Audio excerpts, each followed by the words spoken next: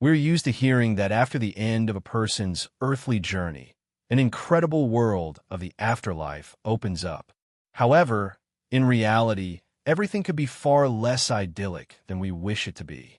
There are topics that are better left unsaid, shocking facts, and possible realities that are consciously hidden, which could await us beyond physical existence. Watch this video until the end, and you will learn which spine-chilling stories were told by those who have glimpsed beyond the boundary of this world. Why did some return to life with screams of horror? Doctors who face the death of patients daily tend to become cynical and lose their sentimentality. When asked what happens to a person after death, they often respond, "Nothing." They simply become fertilizer for flowers. A similar opinion was held for a long time by the emergency Dr. Rawlings Maurice, a doctor of medicine, president of the Cardiology Institute of the state of Tennessee, and former personal physician of the American president. For 2 decades, he devoted himself to the honorable mission of bringing people back from the afterlife. The question of what happened to them after clinical death had never interested him. He did not believe in life after death at all. But a certain incident not only fundamentally changed his views, but also his professional path, leading him to thoroughly research the phenomenon of near-death experiences. It happened as follows. A middle-aged man with a cardiac arrest was brought to the emergency room. At first, everything followed the usual routine.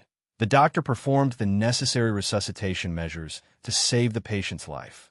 For him, it was a routine job. But then something happened, which Rawlings Maurice later wrote about. After all the necessary measures, the patient eventually regained consciousness, but he seemed completely shaken. He was trembling with fear and repeatedly said, "Doctor." Had he had more strength, he probably would have screamed in terror. For the first time, I saw someone afraid of what they had experienced. Normally, patients after resuscitation are either confused, exhausted, or grateful. But I had never seen such panic. The patient's behavior left the cardiologist puzzled. Driven by curiosity, he could not hold back and decided to find out exactly what had triggered such a strong reaction in the patient. The patient told that after his death, he had ended up in a dark, deep shaft filled with crushing loneliness. He was so scared that he couldn't finish the story. He was trembling again, his face covered in sweat, and he begged the doctor to help him, not to return to that horrible place. However, even this emotional confession did not leave a lasting impression on the cardiologist. The doctor, who had seen much, considered it merely a reaction to extreme stress. After all, the patient had survived clinical death. It seemed like the story should end there. But a few days later, Rawlings Maurice visited his recently saved patient as part of a routine health checkup. The doctor decided to ask about the terrifying experiences once more. How great was his surprise when the man, without the slightest sign of fear, stated that he did not remember anything like that. "Excuse me, doctor, but what are you talking about?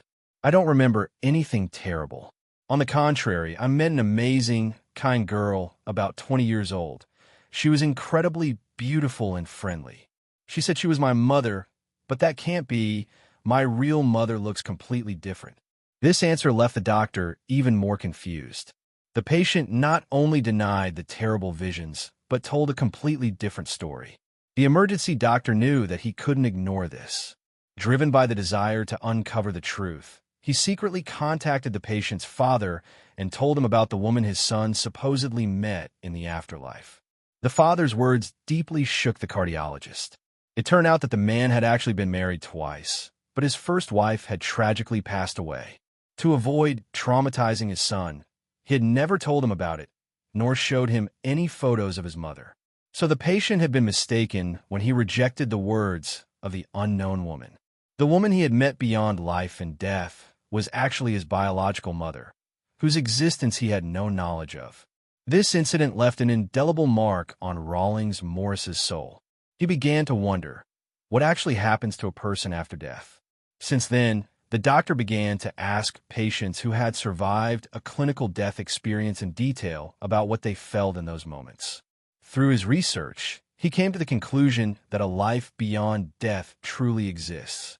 But, unlike many other studies that only reported positive and happy experiences, Rawlings Maurice also collected reports that could hardly be called pleasant. Some of the patient's accounts were so frightening that they completely changed his perception of the afterlife. He concluded that not everyone expects something beautiful after death. For some, death is a moment of retribution from which one cannot escape.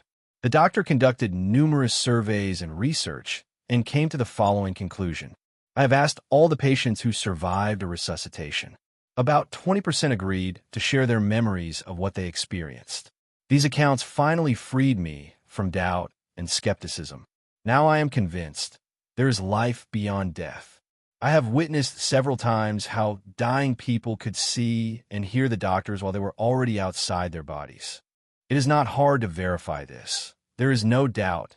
People continue to perceive the surrounding reality even after their heart has stopped beating.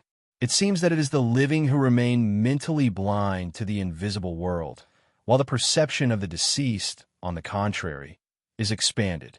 Furthermore, doctors have observed that when a patient is questioned immediately after resuscitation, they usually do not speak of a bright transition to another world, but rather of the frightening experience of death.